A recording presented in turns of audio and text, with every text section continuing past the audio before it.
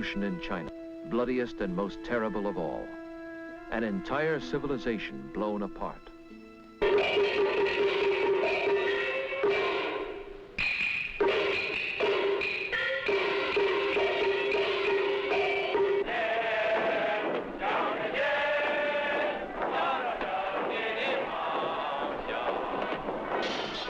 There are 700 million Chinese today, 1/4 of the human race, and they are taught to hate. Their growing power is the world's greatest threat to peace and life.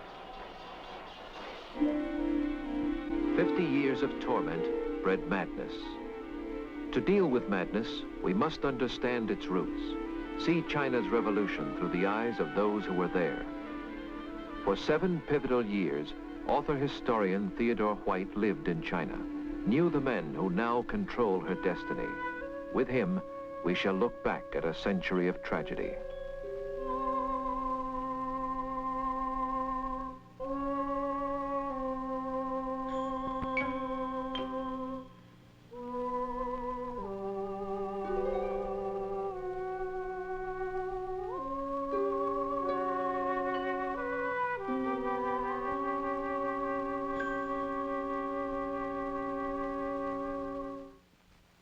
For 18 years, we of the West have been excluded from China.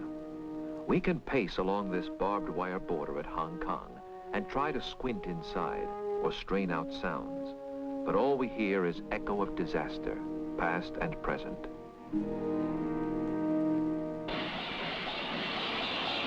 When we ask why, there is no other book of answers but the history of this century. For both of us, Chinese and Westerners, have shared the blunders that transformed our greatest friend in Asia into our greatest enemy. Theodore H. White recalled. Those of us who lived in China in the crisis decade remember it all so differently. So close they were in friendship to us, fingertip close. And now their fists are balled in anger. They were looking for some entry into the modern world, and nothing in their ancient culture could give them any guide to the turbulence they found, nor could we help them.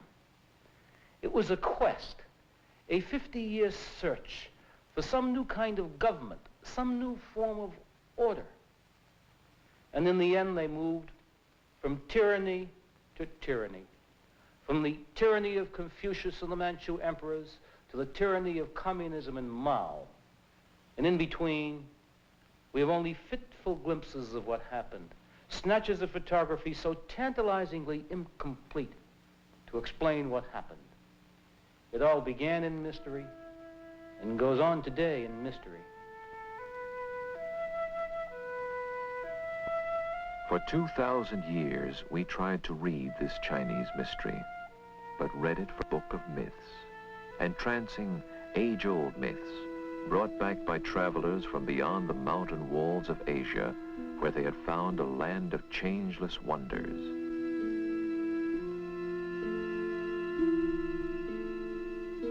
A strange serenity of spirit graced its hills with beauties. Bridges arched across the rivers as much to soothe the eye as help the wayfarer. The silent shriek of violence in art might catch attention, but that was echo of an anger we did not fathom. The same mythical serenity rested on all the fields of this land of peasants, a biblical rhythm carrying men from sowing to harvest, from birth to death, in apparent contentment. The old myth held that China had solved the great secret of government. Confucius, half god, half sage, had taught order and duty. These make government. Each man fixed in place, bound in obedience to those above, as those above were bound in obedience to the will of heaven. The emperor they called the son of heaven, Tianzi, because only he interpreted the will of heaven in his land.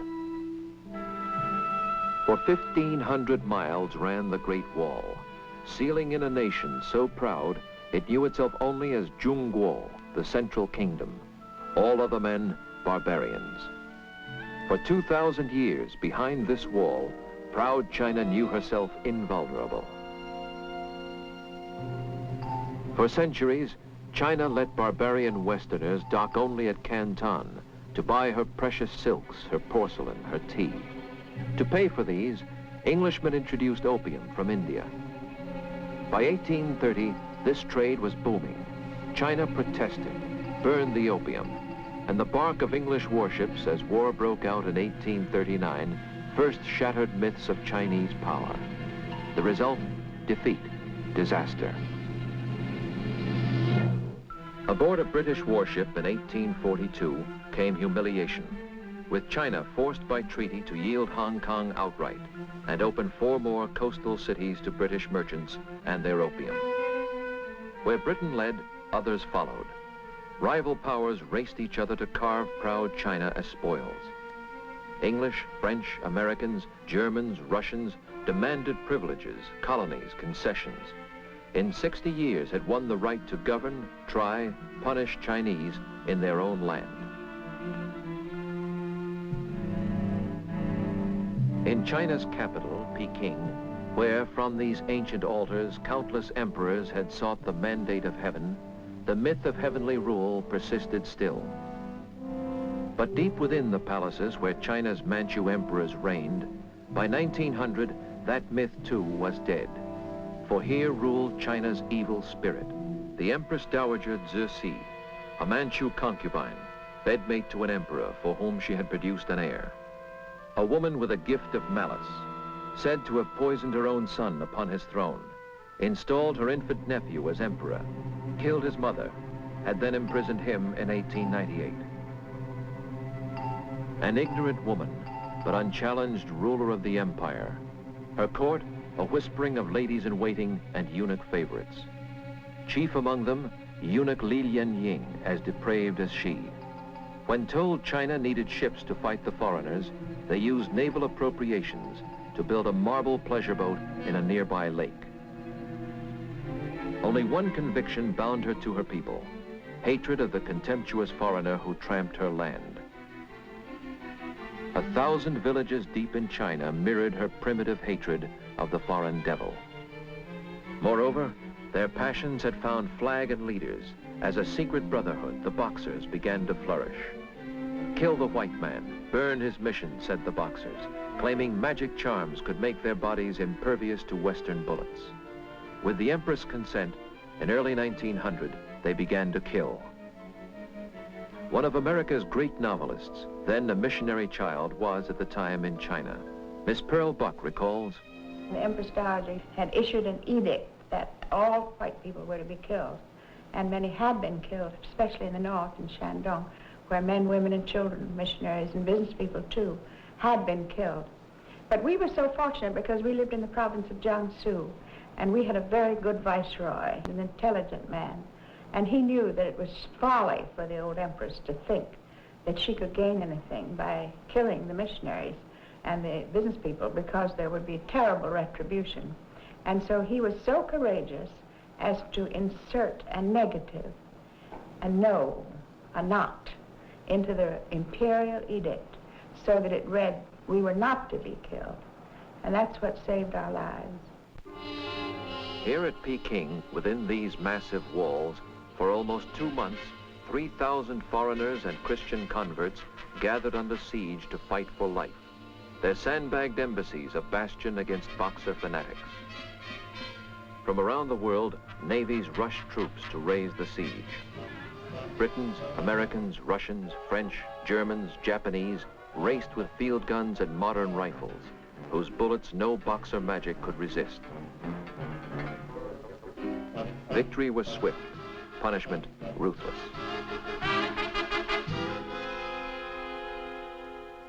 North to south, foreign force patrolled the country. Japanese soldiers began to explore China's wealth and covet more.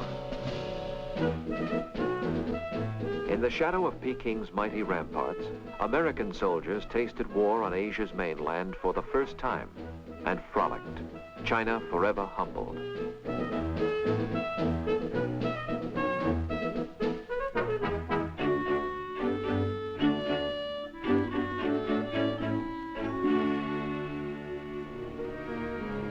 Foreign diplomats and generals debated China's fate.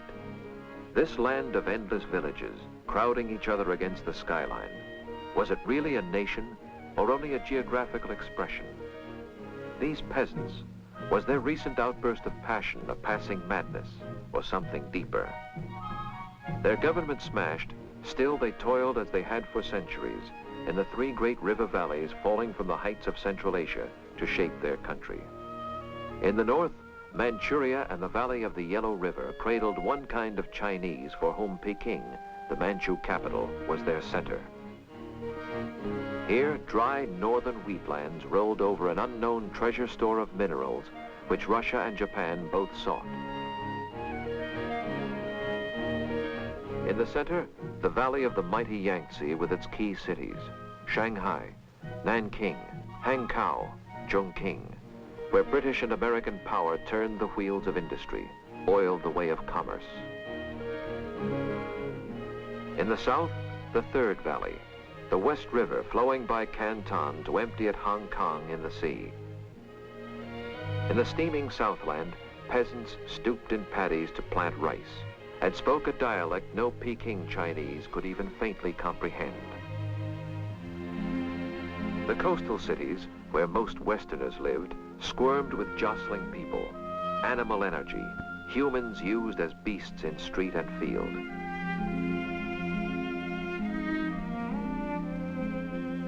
Most still wore pigtails, forced on them a symbol of submission to the Manchu dynasty and its son of heaven. But within the old forbidden city, there was no government, no son of heaven. The aging Empress Dowager, her spirit broken by the Boxer War, lingered dying until 1908, and then, for all intents and purposes, the throne was empty, save for an infant of 3 years installed to sit in it. And then it vanished.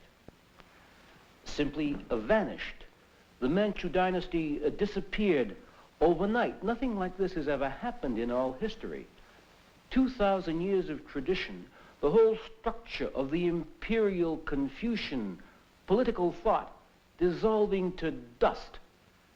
The Chinese give it a name and a date. They call it Shuangshi, double 10. The date being October 10, 1911, when a riot occurred in the Yangtze Valley which they couldn't suppress, and 5 weeks later, the regime had disappeared, the dynasty overthrown, never to reappear again in history. And out of this turbulence, there emerge two types of Asian leader, arch symbols, the man of guns and the man of ideas.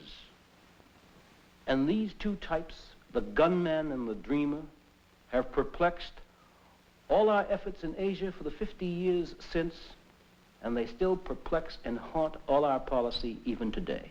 In Asian politics, gunmen rise first. General Yuan Shikai seized power at Peking, turned loose lesser generals to ransack provinces. Briefly, he gathered a puppet assembly, imported an American professor to write a constitution for a republic. But old ways were easier. Returning to Confucian order in 1915, Yuan named himself emperor, and 6 months later died. His rival, Sun Yat-sen, was the man of dreams. The dream of China, powerful, free of emperors and foreigners, made him from his youth a revolutionary. Students, teachers, merchants meeting in such secret headquarters joined his conspiracy. On postcards, he scrawled a rising sun, emblem of a new flag someday to be. For 20 years, he planned destruction of the Manchu tyrants, to see his dreams betrayed by Yuan Shikai. Students had no guns, ideas, no armies. Armies belonged to warlord generals, the heirs of Yuan Shikai. Power and force were theirs, whether trained to fight with Manchu broadsword or equipped with second-hand artillery.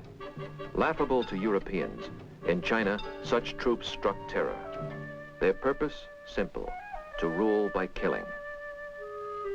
For 15 years, a dozen regional overlords subdivided, morceled out provinces to lesser feudal warlords by the score. Warlord armies came in all shapes and weaponries, as colorful as such grotesque commanders as giant Jiang Sung Jiang of legendary sexual appetite, Yan Xishan, the treacherous drug addict, Wu Pei Fu, lover of flowers and gardens. They never fought if it rained. They thought it was foolish to go out in the rain and fight. So if it was a rainy day, you were quite safe and comfortable.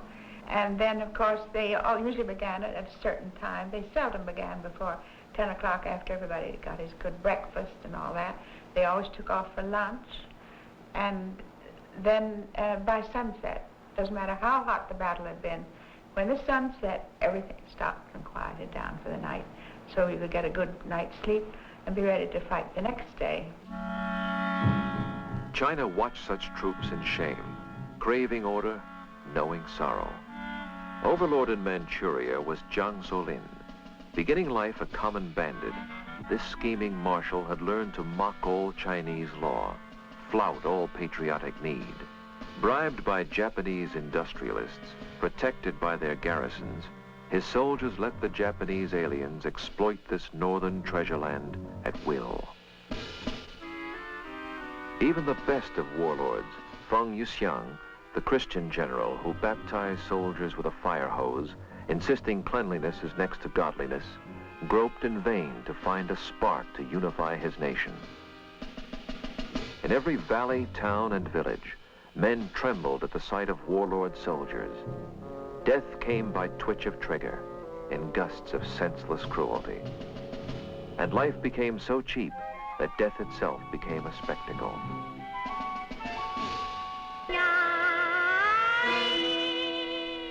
Children, growing up, became inured to violence, a culture of scholars transformed by killing.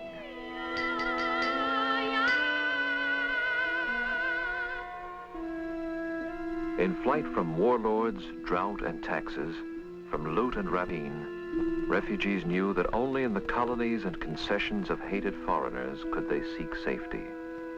Here, beggars for their bread, they might find mercy. A former State Department officer, Ernest Price, remembers China in the mid-20s. We hit the country at a time of terrific heat wave, and at the same time drought in the great valleys. As our train pulled through this area, little boys at the stations would come out pot-bellied, spindle-legged, and holding out their hands and saying, "Da lao ye, da lao ye, please, master, please." We were horrified. We never had seen anything like it. And one of our legation officials said, "Now, boys, I want to tell you something. Don't let this get under your skin, this sort of thing. You're going to see a lot more of it in China."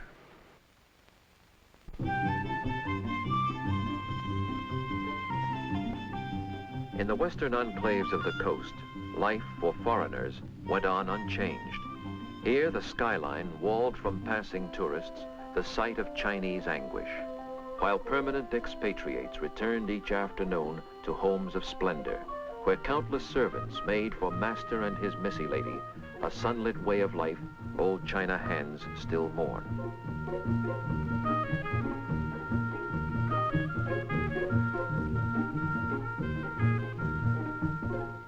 From Shanghai, foreigners controlled most Chinese industries, mines, mills, and railways. They set her tariffs, collected taxes. Prosperity rested as it always had on foreign guns and gunboats, within whose shelter Western pleasures undisturbed rolled on. At racecourses and at resorts, Chinese appeared, as always, servants only. At Western clubs, the tinkle of ice and cocktails rose above the muffled sound of warlord guns outside. Yet even in Shanghai, if one listened, one could hear another note. In the streets, students were calling for revolt, middle-class youngsters, yet their message caught the ear of workers too. By 1925, a ferment unsettled every major city. Symbol of all protest was Sun Yat-sen, who called on China to slay the dragon of imperialism. Slowly, through the early 1920s, Sun Yat-sen had somehow built a government, won a tiny southern foothold at Canton, ringed by hostile warlords. By 1924, the aging revolutionary had learned ideas and guns must go together. Ideas he hammered into three principles called Sanminjuyi. First nationalism, next democracy, then socialism. To his nationalist party, the Kuomintang, he now insists to conquer China, they must fight to throw the warlords and imperialists out. They will get guns, for he has found them. Spurned by the West, in 1923, he tells the New York Times, "We have lost hope of help from America, England, France. The only country that shows any sign of helping us in the South is the Soviet government of Russia." Flatly, this report concludes, the prevailing foreign estimate of Dr. Sun has been that he is a dreamer and therefore dangerous. Arch symbol of Russian help is Michael Borodin, veteran agent of the Comintern, who brings the guidance of the Bolsheviks to Sun's dreaming. Counseling, scheming, urging, the mentor communist becomes an all-pervasive influence, induces Sun Yat-sen to let the tiny Chinese Communist Party, 430 members, join Sun's nationalists. Sun gathers new-style Chinese officers to fight for country, not for loot. Of these, his favorite is Chiang Kai-shek. Sent hastily to Russia for training, Chiang soon returns, directs the Whampoa Military Academy at Canton, where patriots are trained by Russians to officer armies that will give the dream fresh muscle. Some scholars say that at this point, the Chinese leader recoiled at communism, prepared to break with Russia. But no one knows, for in March 1925, death cuts across the revolution. Sun dies of cancer. Mandarins, scholars, warlords, soldiers file by his bier in homage. All claim his message as their legacy, scuffle for his mantle. A year's turmoil thrusts up the air. Sun Yat-sen's soldier favorite, Chiang Kai-shek. At 38, he seizes leadership at Canton headquarters of the Kuomintang. This man is known to Westerners only as a fiery nationalist and revolutionary. As he mobilizes under Sun's new flag, all China waits for him to strike against the warlords. July 9, 1926, Bei Fa, march north. Against Chiang's slim divisions are marshaled 500,000 warlord troops.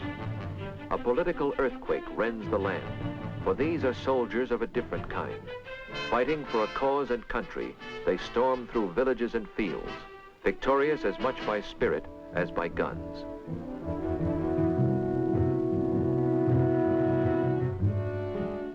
Accompanied by Borodin, a Russian staff, their wives, Chiang's headquarters pushes north by train.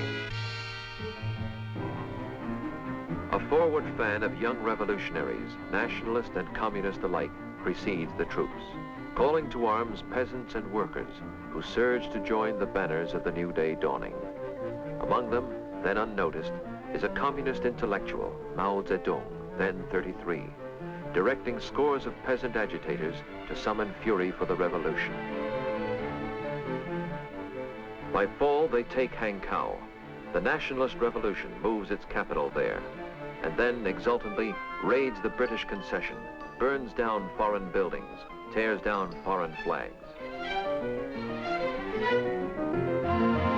The tide rolls on, from Hankow down the river. In April, Chiang Kai-shek has reached Nanking, and then a pause. Chiang waits.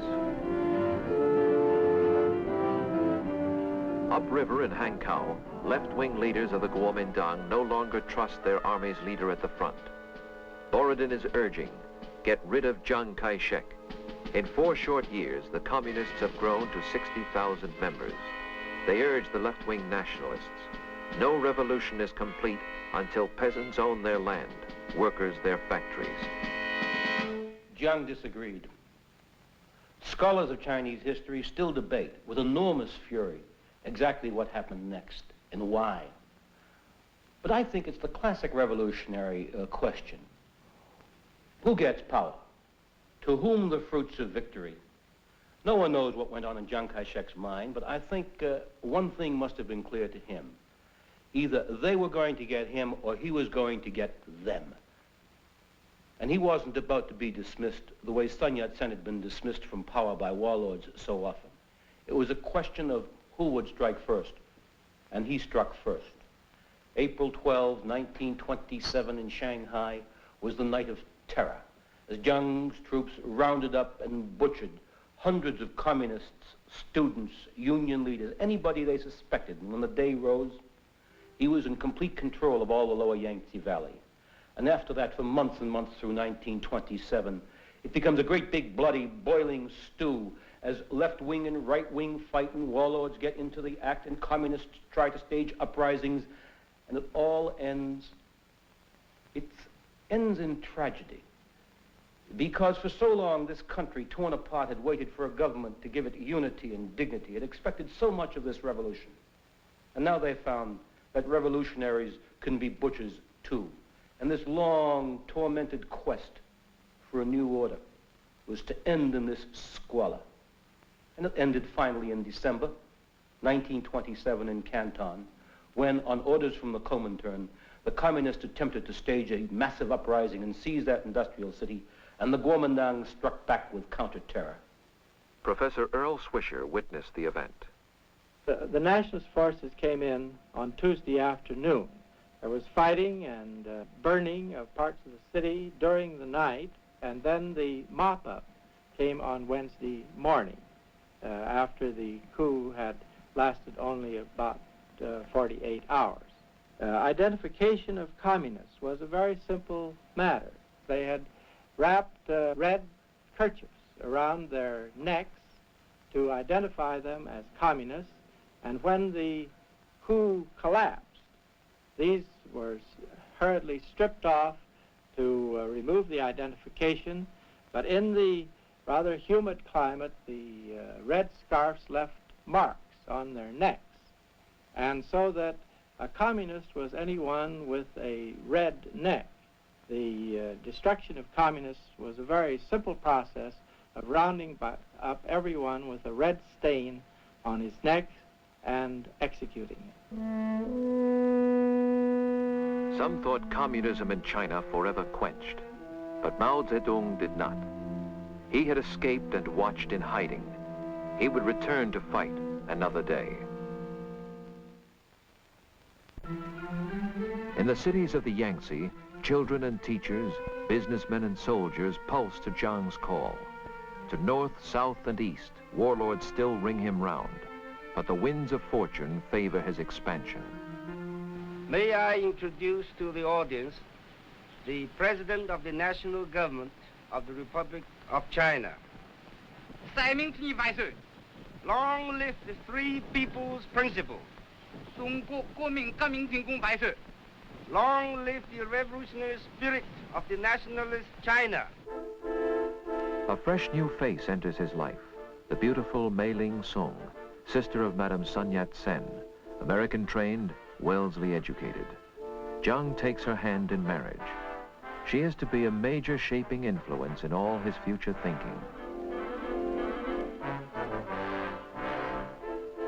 By 1929, Jiang has built a majestic mausoleum for Sun Yat-sen at his new capital, Nanking.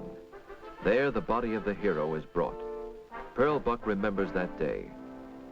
Chiang Kai-shek came in and roused great hopes in everyone. I remember the first time I ever saw him was at the funeral of Sun Yat-sen 4 years after Sun Yat-sen died. His embalmed body was brought to Nanking to be buried in the great new tomb on the mountain there.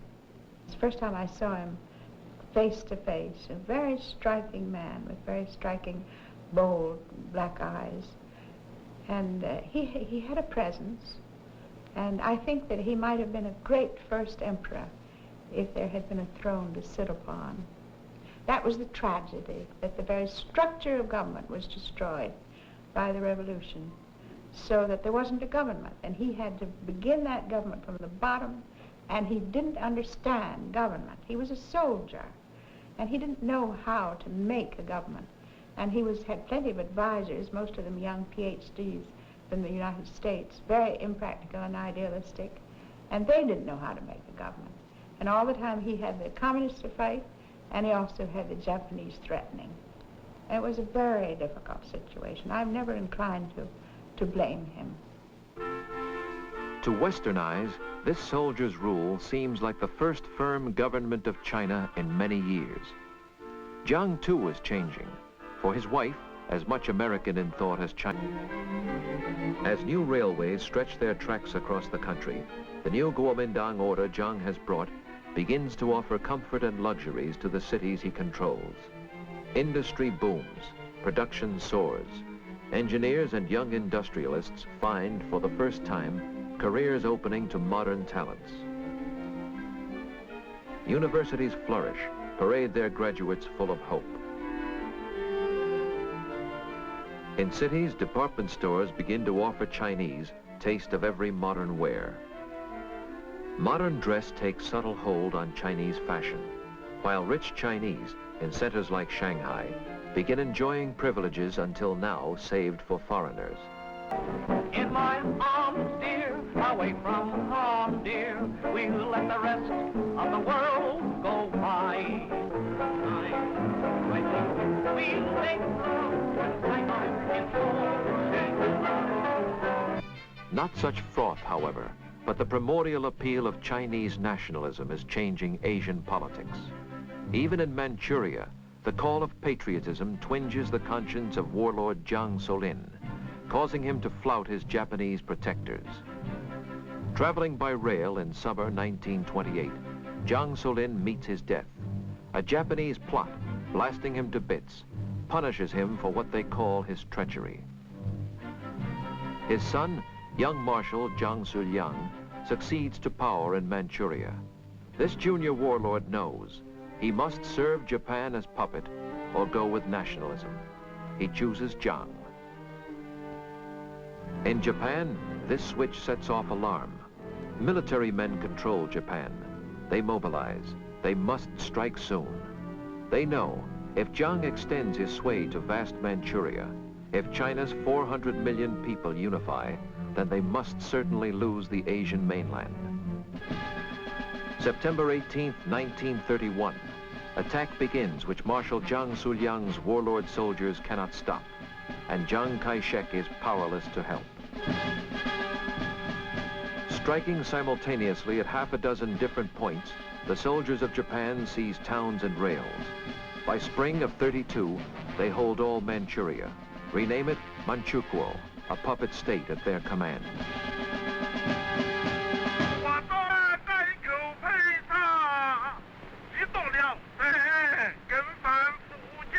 Rage sweeps China. Generals exhort their troops to stand by for the counterblow, demand a war of national resistance to Japan, right now. For Jiang, the problem pinches. His foot soldier armies may be stronger than old warlord armies, yet they lack tanks, have old artillery, are just beginning to understand the airplane. He knows they cannot match the modern weapons of Japan. Not only that, he leads a nation still divided. The communists, struck down for good in 1927, have somehow swelled by 32 to major force again. It was as if a ghost had risen from the dead. When Mao had fled in 27 with his 1,000 communist zealots, he was already disgusted with Borodin and clumsy Russian doctrine. He felt the key to revolution in Asia lay in the peasants of the countryside, not the big city proletariat. 80% of all China's peasants lived in bleak and filthy villages, treated like brutes, imprisoned by officials, landlords, loan sharks, and Mao's idea was simple. Turn the hidden peasant anger against the local gentry, the local rich, as well as the unknown foreigner. Let terror claim revenge by stealth and night. Use pitchfork, guns, knives, grenades. Give guns to anger. And out of this idea, he created this black miracle of his, the doctrine of partisan warfare. Divide the land among the landless. Rip out roads, bridges, railways, so that formal armies will have to slog on foot, dissolve in garrisons, bog down. Transform the countryside into a total environment of hate. Let women, children, everyone, not be afraid to die was political warfare raised to the nth degree, and by 1932, he controlled a good chunk of the two provinces of Hunan and Jiangxi and claimed the loyalty of 9 million people. Jiang insists he cannot resist Japan unless he first has crushed this enemy within. From 1930 to 1935, he drives his troops to fight. His narrow military politics sees only one solution. Force must root out Mao's ideas with bayonets. With communism, no compromise. Year after year, this civil war goes on as expedition after expedition grinds into failure in peasant ambuscade, guerrilla war.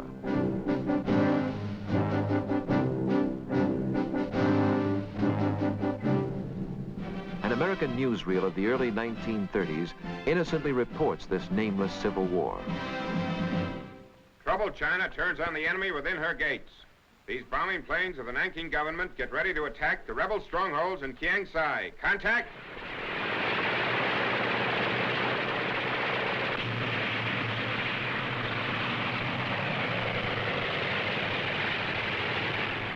High over the mountains, movie tone flies with the air forces of President Chiang Kai-shek.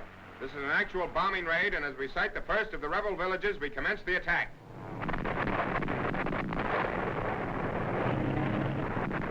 Chiang Kai-shek is making desperate efforts to unite the various provinces of China, many of which are torn by internal dissension.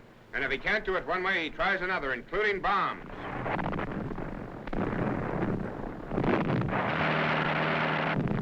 China, Far East, land of ancient culture, land of bloodshed, rebellion, and war. By 1934, Jiang has forged a blockhouse ring around Mao's communists, and squeezing ever tighter, feels certain they are trapped. One of the most amazing episodes in history. As Jiang squeezed, they oozed, dissolving into tiny bands, they oozed through his fingers. In October 34, 90,000 men and women set out. Not just an army, but a government, an idea, carrying all their records with them on these little yo-yo sticks on what they called the Long March. It's a 6,000-mile trek they made from Jiangxi and Hunan, south to Guizhou and up to the Guizhou Plateau, and up across the foothills of Tibet, and then down again out of the mountains, down into Shanxi, where in these dry and windswept hills, they made their base. 90,000 had set out. They arrived a year later in October 1935, 20,000 left, and there they were to dig in. This is how Westerners saw them in these yellow barren hills, where, calling peasants to their cars, they finally fended off Jiang's pursuit. In 1936, however, Mao's line changes. He calls for unity against Japan. Rich and poor must stand together, an end to civil war. Nationalist, communist, warlord, all must stand as brothers against the alien threat. This new line appeals to millions, but not to Chiang Kai-shek. He, his inner councils, and his generals persist. Final mop-up of the communists must still go on, entrusted now to friendly warlords in the north. Yet mysteriously, this final mop-up stalls. The most important front against the communists is held by soldiers of Manchuria, driven out by Japanese. These homesick troops have little stomach for killing other Chinese. Led by young Marshal Zhang Suliang, they itch to tackle Japanese. In December 1936, Jiang flies off to see the young Marshal in Xi'an, to flog him on to sterner effort. In Xi'an, however, communists have convinced the young Marshal that civil war must stop. Then there happens one of those episodes that sound as if they were written in the book of make-believe. And again, we have no photographs because no one invites a photographer to witness a kidnapping, which was what happened next. Jiang was there to urge them to fight the communists.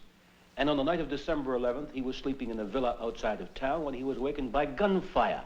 And the young marshal and his troops were shooting their way into his villa and trying to kidnap him. Jiang was in his nightshirt and bare feet. He slipped out the back way, tried to climb over the wall, fell. He hurt his back. He lost his false teeth. His feet were bleeding as he ran over the rocks. And the young marshal's soldiers caught him and brought him back. It sounds mad, but that's the way China was, and it got even madder. because when they brought him back, they invited the communists down from North Shanxi, and on December 15th, the communists, the young marshal, and Zhang all sat down to talk. The communists and the young marshal said to Chiang Kai-shek, "It's time to end the Civil War. We must all unite against the Japanese, or else." They could have killed him, but they didn't. And Chiang Kai-shek agreed. He would halt the Civil War, and he would form a united front against the Japanese. And so on Christmas Day, they gave him a plane, and Chiang Kai-shek and the young marshal flew down to Nanking to announce the Civil War was over. But Chiang had made no promises to the young marshal, so he imprisoned him immediately and kept him prisoner ever after, even to this day in exile on Formosa. Christmas 1936. At Nanking, members of the government await their president's return. In pain, he hobbles out, announces to the world, a popular front of Kuomintang and communists will now, united under his command, turn to face the menace of Japan. Japan's imperial tradition has, however, a cardinal rule: always strike first.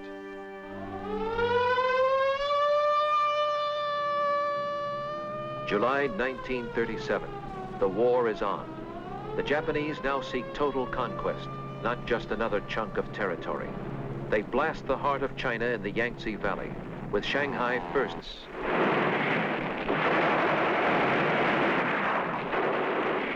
Nanking this morning had its 28th raid. I am speaking to you just as the echoes of exploding bombs have died down. Death comes from the clear blue sky, just as it has come to thousands of our innocent people throughout the length of our land.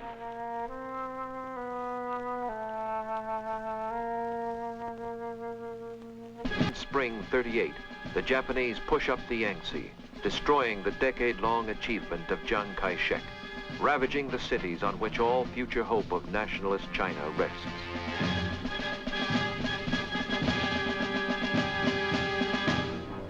In the north, a different vision of tomorrow's China guides the communists. In a village in a mountain gulch, they make a capital, Yan'an. Headquarters have paper windows, furnishings of bamboo. Their troops are called the Chinese 8th Route Army. But the United Front dissolves. Red generals ignore Zhang's orders. Their strategy makes an independent war against Japan. In rear areas like Yan'an, soldiers raise their food. Mao himself grows tobacco. Zhu De, the Red Army's commander-in-chief, hoes his own cabbage patch. Peasant women spin and sew the cloth for uniforms. Fashion straw sandals for the soldiers. The mind of Mao Zedong sees warfare differently from other men.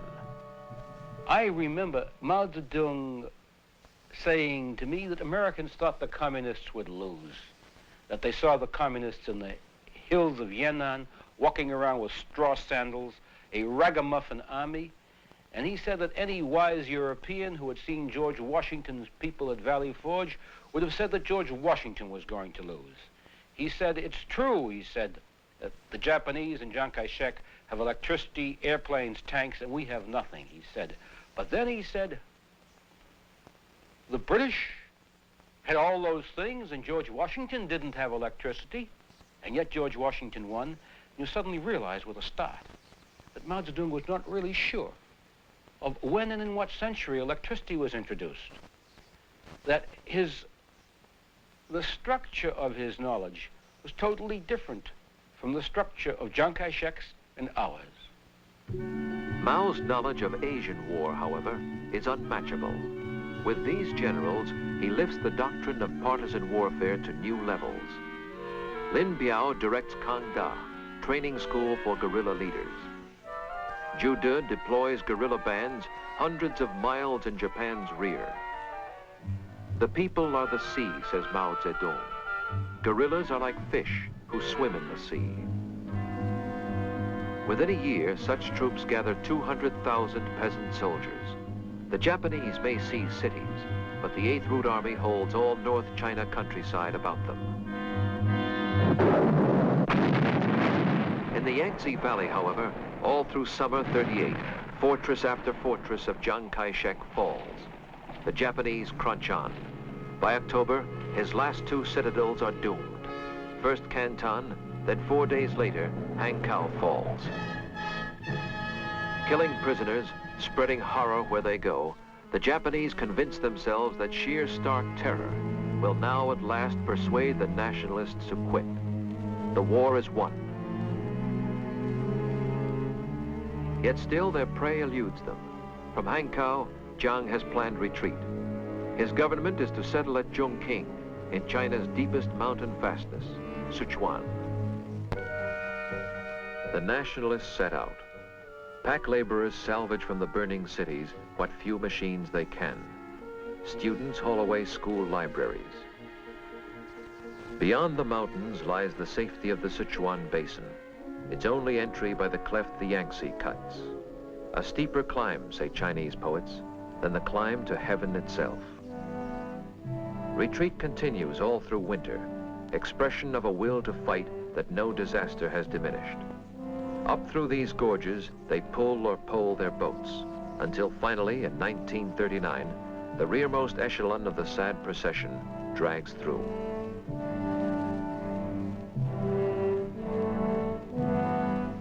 Behind, they scorch a trackless belt of no man's land to guard these last interior strongholds from the Japanese.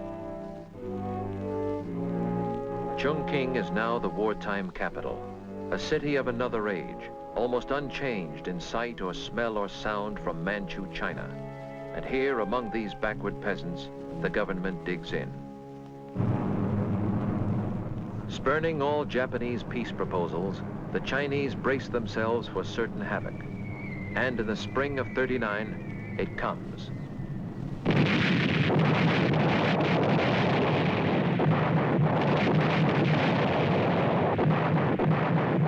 Day and night, the bombs continue, yet Jiang persists. Powerless to strike back, Jiang knows only America can help. His diplomats in Washington seek aid. Yet, he has other troubles, too. It was about this time in 1941, at the height of the bombing, that I had my first talk with Chiang Kai-shek about the war against Japan and its strategy. And at the end, almost as an afterthought, he said, "Remember, the Japanese are a disease of the skin, but the communists are a disease of the heart." It seemed odd to me because at that time the Japanese were bombing the daylights out of both Chiang Kai-shek and the communists, both of whom were allied against the Japanese. But now in retrospect, it seems to me an almost prophetic remark, almost a vision of an apocalypse to come. Those whom the gods destroy, they first make mad. On December 7th, 1941, madness seizes the Japanese. Striking at Pearl Harbor, they hope to force America's consent to their conquest of China. Now China has a mighty ally. America's arms will soon be theirs. Geography destroys this hope. Supplies must crawl across the ocean to get to India, then be flown to China across the Japanese blockade. American pilots brave the topless Himalayas to fly the hump and carry what they can, yet average only a few thousand tons a month for the army of 4 million Chinese soldiers. Feeding an elephant with an eyedropper, an American veteran calls it. Discouraged Chinese leaders say, our arsenals make only 15 million bullets a month, just 4 per soldier. How can we fight? Americans discover there are other reasons for poor Chinese morale. Graft in their armies, generals corrupt, incompetent. The soldiers ill-shod, underfed, and sick. Major General Frank Dorn recalls his training mission at the time. A visiting American general from Washington asked me if he could see some Chinese troops marching on the road. So we drove out, and the first thing we saw, of course, was that the majority of the men had dogs of one kind or description, size, anything that they could have stolen along the way, on ropes, on leashes, on anything. And he smiled and said, here they are, the GIs the world over. They all love dogs. And I said, yes, they certainly love these. And he wanted to know what I meant by that. And I said, well, this is their rations. When they run out of rice and other food, the dogs go into the cook pots. Commanding General for America is Joseph Stilwell. A soldier's soldier, his mission is to train a Chinese army to strike back. In India, training thousands of Chinese flown back across the hump, Stilwell learns to know their true ability. But he grows bitter at their government, which cannot nourish them. He feels they can attack and win if led by honest officers, insists that Jiang reorganize his army to throw incompetence out. In Chongqing, this pressure irritates the Generalissimo. He knows that victory is guaranteed by efforts of his allies. His thoughts are on the aftermath of victory, the final struggle for power yet to come. A weariness of spirit seeps through his government. Something fades. They wander alien through this anachronistic city. The fronts are far away. America's flying tigers guard the skies. Their background of big city life cuts them from direct involvement with these peasant people. Little luxuries, little pleasures occupy too many minds, too long exhausted by the years of sacrifice. Yet nonetheless, the prestige of Jiang's government grows. Foreign diplomats court his favor, do him honor. In 1943, at Cairo's Wartime Summit Conference, he sits with Roosevelt and Churchill, accepted now as equal of the great, consulted on the strategy of global war, assured of China's freedom, China's greatness in the post-war world. From Yennan's tawny hills, the communists watch all this and brood. Unrecognized by foreign powers, they know their strength is growing. Not foreign aid, but peasant emotions give power. And Mao too is hardening. Like Jiang, he thinks beyond the war to what must follow.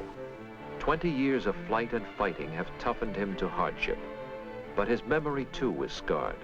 By Jiang, by white men, Russians and Americans alike. In right so often, when others made mistakes, his truths become, for communists, a holy script. Colonel David Barrett, chief of the American military liaison team in Yan'an, watched all this and recalls, they emphasized that they had to give the troops political training because the political consciousness of the peasants who made up the Chinese Communist armies was very low. So therefore, they said, we have to give them political training.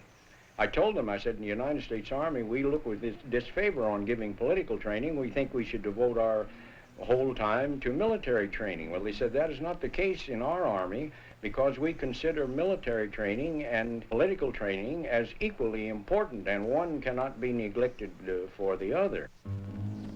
Zhu De agrees with Mao. Power is what comes out of a muzzle of a gun. But ideas, politics, must motivate the man behind the gun, a concept the nationalists only dimly grasp. Theodore White recalls how powerful communist motivation could be. I went with a group of Chinese nationalist guerrillas who were organizing resistance behind the Japanese lines. And there was a young nationalist lieutenant and 2 horsemen and myself, and we traveled behind the Japanese lines for, oh, I'd say 2 or 3 days. And then the Japanese flushed us. And we ran like mad. And they chased us all day. And by the time we arrived in a mountain village at night, the horses were completely worn out, saddle galled and their flanks heaving. And we were as tired and just as scared. And we asked the villagers to give us water and fodder for our horses. And I heard the young Chinese officer say, "Woman Shabalu Jun, we are of the 8th Route Army." And I said to him, "Look, we're nationalists, not 8th Route Army guerrillas." And he said, "Shut up. If we tell them we're nationalists, they won't feed our horses or water them." It was the first sense I'd ever had of the political grip the communists had acquired on the minds and the hearts of the people in the occupied areas. As war wears on, American aid increases, and Jiang is pleased. Reviewing the new divisions Stilwell has trained and equipped, Jiang hoards these splendid forces. They will be useful later. Stilwell violently objects. He wants to use them now against Japan. He has no interest in future civil war. Stilwell feels unless Jiang purifies his government, Not only is he no help in this war, but once the war is over, surely the communists will win. Their quarrel grows. From Washington flies a mission to heal the nasty breach under Major General Patrick Hurley, an Oklahoma politician. John sees this as more white man's arrogance, a meddling in the politics of China. No compromise is possible, and Stilwell is relieved of command in 1944. Certain American involvement in Asia will be long and tragic. The world rejoices as in 1945 the Japanese surrender, the guns they hope forever stilled. To sign the document of surrender aboard the Missouri, the Allies, America, England, Russia, invite Japan's first victim, China. In their eyes, China's only spokesman is Chiang Kai-shek, who sends nationalist generals to represent his people. The communists are absent. For Chinese, this is but the curtain to an act, the climax yet to come in clash with communists. To stop this dreadful prospect, General Patrick Hurley, now named ambassador, flies off to Yan'an. He urges Mao, the war is over, let there be peace. Let Mao and Jiang divide the country politically, but unify both rival armies under a central government. America will underwrite the deal. Hurley puts a plane at Mao's disposal to explore the proposition in Chongqing. Thus, Mao arrives on the first plane flight he has ever taken. His safety guaranteed by Americans, this is his first face-to-face contact with the Kuomintang since the killings and uprisings of 1927. 6 weeks of negotiation will produce apparent agreement, as Jiang plays host to Mao before departure. The plans that lurk behind their smiles, however, deceive all Western eyes. For in the field, a race is on. Across the land, the broken Japanese must sign defeat, yield cities, garrisons, and guns. But which Chinese will take the guns and occupy the cities, communist or nationalist? Emplane their troops to seize the cities of the Yangtze Valley. This ease of movement will lead them on to larger appetite, dispersion of their forces up from the Yangtze to seize the cities not only of North China, but beyond, Manchuria with its vital industry and rails. Nor will the communists sit still. Together, Mao and Zhu, like Jiang, decide the key lies in Manchuria. They choose Lin Biao as field commander to make the dash. From Yan'an and North China, they will strike east and north, while Jiang is readying troops to move from Yangtze ports and airfields. By foot and pack train, Lin Biao sets out. The Russians have temporarily occupied Manchuria by the surrender terms with Japan. Communists expect to get from Russians surrendered Japanese equipment and guns and hold the countryside before Jiang arrives. The rumble of inevitable clash causes America to replace Hurley with General George Marshall. This architect of global victory is sent to save the peace, for which so brilliantly he labored. Received by Chiang Kai-shek, Marshall gropes for American solution to the bitter revolutionary surges of a strange Asian nation, torn by barbarisms a generation old. To his Chongqing headquarters, he invites a communist delegation led by Zhou Enlai, chief communist negotiator, to meet with Chiang Kai-shek's spokesman. Marshall suggests, and they agree to, an American answer for China's groping search for order. A federal government peacefully permitting the two parties to govern provinces they now hold politically. Freedom of speech permitted everywhere, and disputes resolved by talk, not guns. In January 1946, both parties celebrate a truce with a handshake. No paper truce, however, can mend a nation ripped apart by 50 years of killing. Within 2 months, troops are on the move again. Each side blames the other, but 100 savage skirmishes now flare to full-scale war. Manchuria is the cockpit of the struggle. The industry Japan has built and left is the greatest prize in China. Jiang's American-equipped troops seize all major cities to find a hollow triumph. The Russian occupiers have looted every factory before withdrawal. Ripped out sockets show where great machines once stood.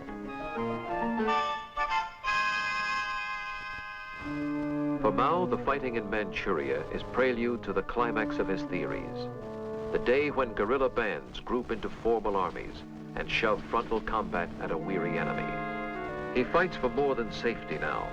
His ambition seeks to mold all China to his theories. I asked Mao Zedong what their policy was with regard to freedom of the press, and he said they believed in absolute freedom of press and absolute freedom of speech, and it wasn't going to be like Chongqing when they won. Everybody would have the right to say whatever he felt. There wouldn't be censorship the way Chiang Kai-shek had in Chongqing. So I said, you really mean that? And he said, of course we mean it. And I said, do you mean that if you come to power, anybody will be able to print anything he wants in a newspaper or publish any newspaper he wants? And Mao Zedong said, of course, he said, except for enemies of the people. Nor did he ever define, and I was too young to ask him to define what he meant by enemies of the people. Obviously, now it means anybody who disagrees with him. In summer 46, Jiang returns his government to Nanking, and once again, as 17 years before, reports the victory of his cause at Sun Yat-sen's mausoleum. The fighting in the north is only distant thunder in the Yangtze Valley. American advisors urge he seize this moment to win the hearts and firm the loyalties of his people by new reforms. Thus, in Nanking, Jiang convenes a Congress to write a modern constitution, in one last try to govern China by the order Sun Yat-sen has preached. But the thrust of all his background is still military. His troops must win by force of arms. With American arms, he feels the communists can be crushed, but his troops dig in to garrison rail junctions, cities they have occupied.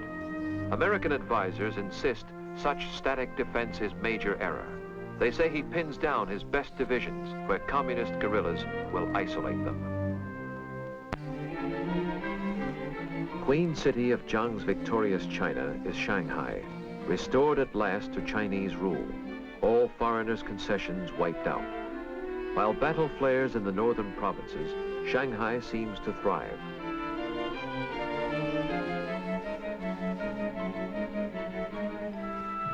The long war's dislocation has filled the streets with hungry refugees and homeless laborers who offer muscle energy for little more than rice to feed them. But after 50 years of suffering, such sights are almost normal. What worries Shanghailanders most is this, their money. For slowly, then more swiftly, through 46 and 47, the cost of distant civil war destroys the value and the meaning of these bundled paper dollars. Inflation ruins the vital middle class of all the cities, the one great source of Jiang's political support. Novelist Stephen Becker remembers the panic years. The inflation was heartbreaking. When I got there in August of 1947, the exchange rate was 60,000 yuan to $1 American. And when I left in September of 1948, it was 20 million yuan to one. But people on relatively fixed incomes were just ruined.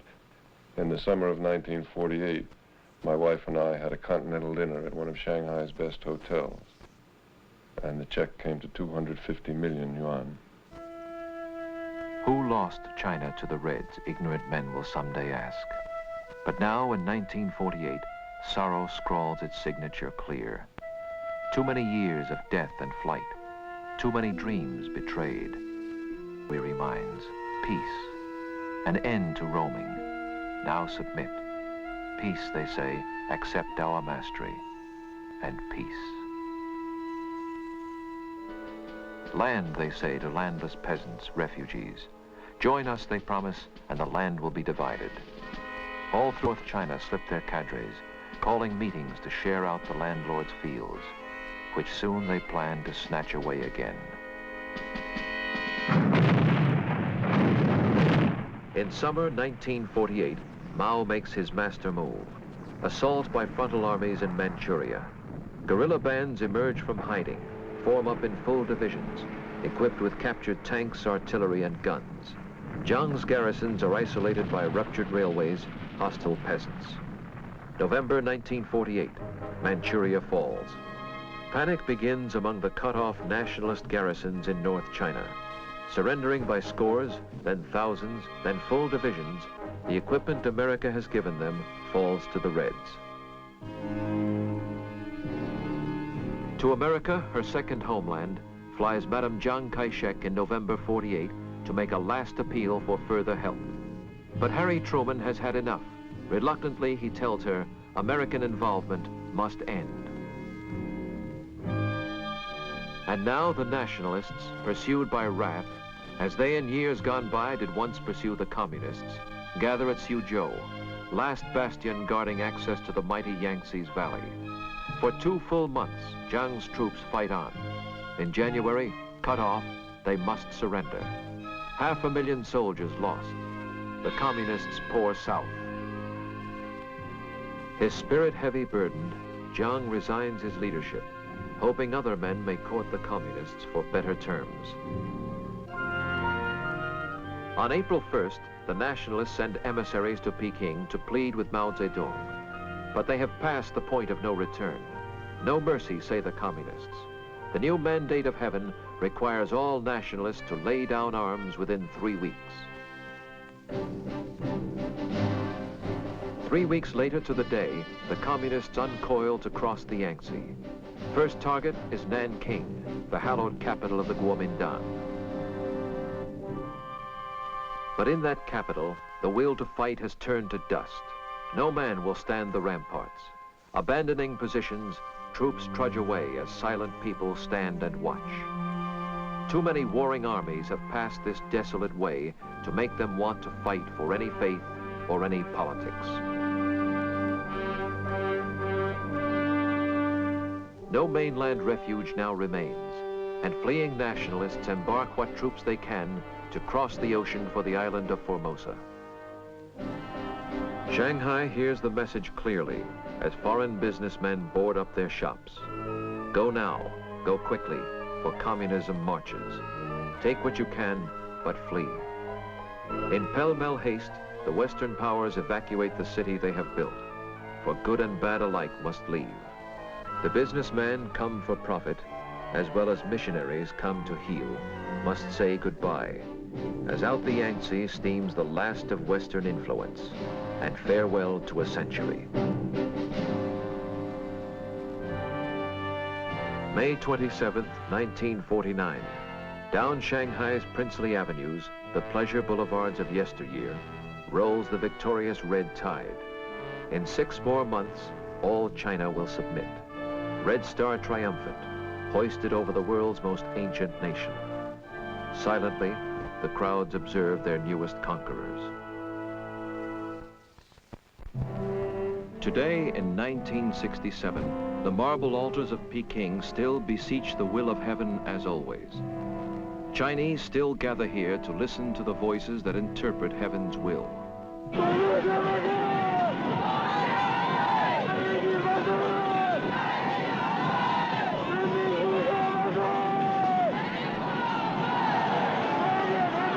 For 18 years, this man alone has tried to shape their thinking, has offered them his universal truths, a dogma changeless as Confucius, to freeze their muffled discontent and end their quenchless modern turbulence. The image shown his people has been a teacher, grandfather benign, yet all have learned that those who cannot read his lessons will be crushed. His aging mind still lusts for permanent strife. The theme he preaches to old and young alike is hate. We are small militiamen fighting U.S. imperialism. Uncle, we must grow up quick and go to liberate Taiwan.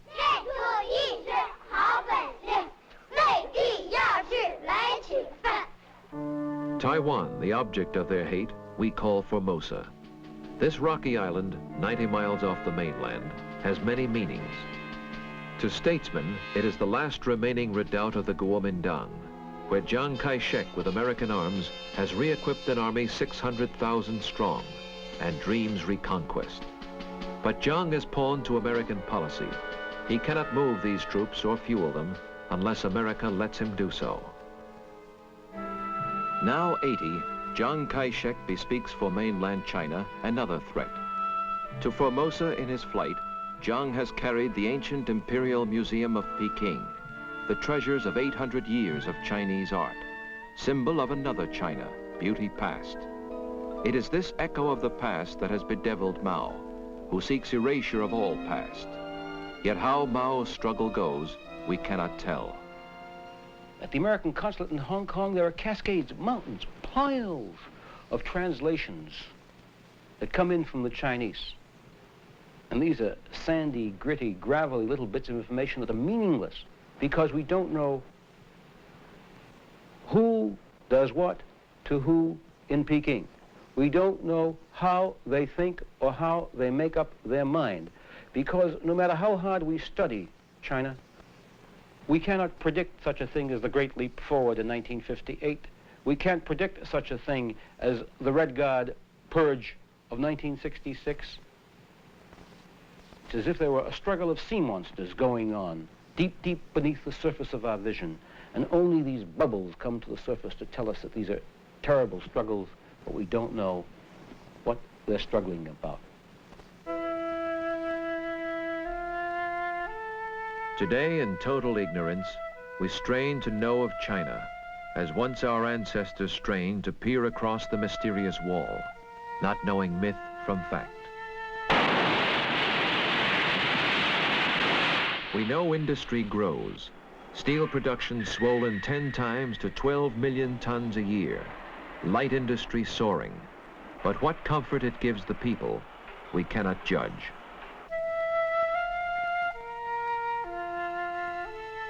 We know beyond this wall live people of dazzling historical ability.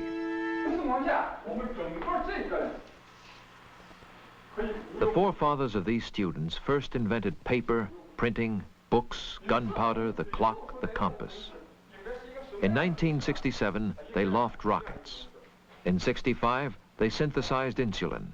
In 64, they unlocked the atom secrets. From behind the wall rise boastful statistics. But we know that China's people hunger, have barely survived one of the worst famines in all history. That driven by communist cadres, peasants work in communes, today still beasts of labor as their fathers were.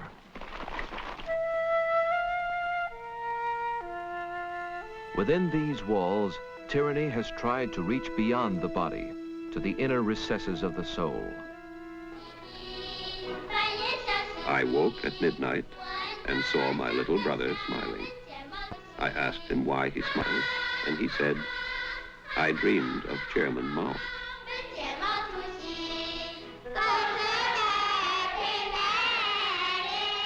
The purpose of all learning is to fathom what goes on in Chairman Mao's mind. This mind holds all the truths that ever were or will be. Neither age, nor place, nor class has allowed escape from pounding, the chanting of Mao's litany in railroad stations, in stores, at work. Even those who built the wall so long ago must be forgotten, they have been told. No history but Mao's.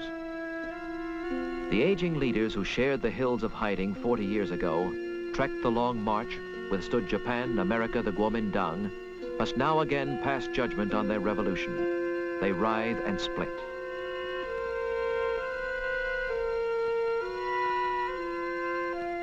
Within these walls, they clash.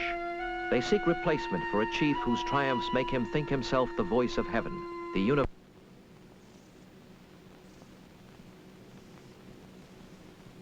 This is their bomb. In 10 years' time, there will be more.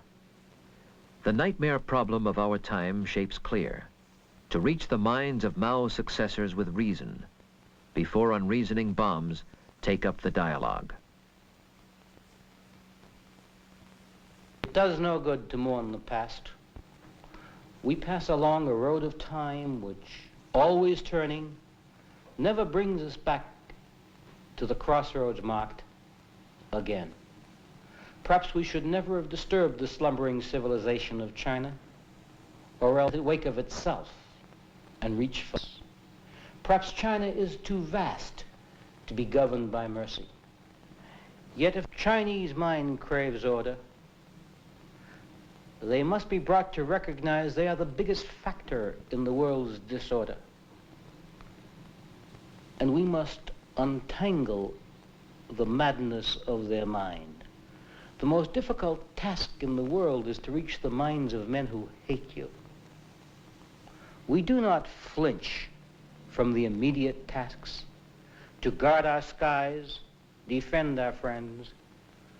We cannot flinch from tomorrow's task, to reach the mind of China.